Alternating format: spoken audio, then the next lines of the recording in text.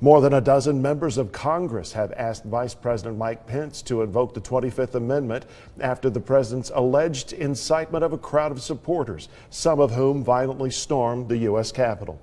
Channel 3's Mary Frances Hooch joins us live in the studio to explain what that means. Mary Frances.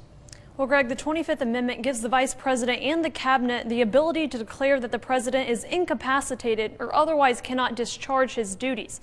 So in that case, Vice President Mike Pence would become the acting president.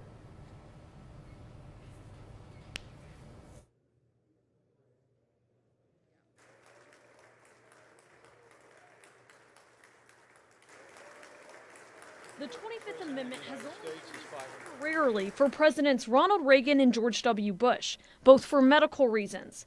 This is the first time it could be used for another reason. It's never been invoked, in the instance of where someone, felt that the president was, unable to discharge their duties. The majority of the cabinet and the vice president are the only ones who have the power to invoke it. Trump can dispute the move with a letter to Congress.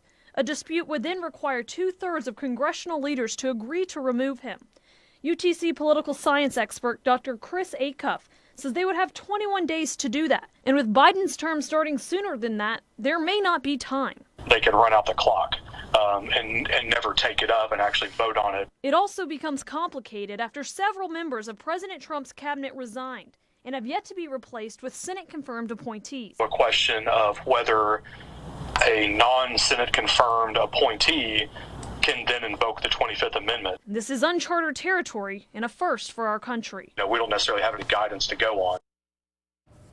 Just this afternoon, Speaker of the House Nancy Pelosi called for Vice President Mike Pence to invoke the 25th Amendment and remove President Trump from office. If the cabinet and Pence don't act, Pelosi says they are prepared to take up articles of impeachment to remove him with just 13 days left of his presidency. So far, no congressional leaders from our viewing area have joined the effort.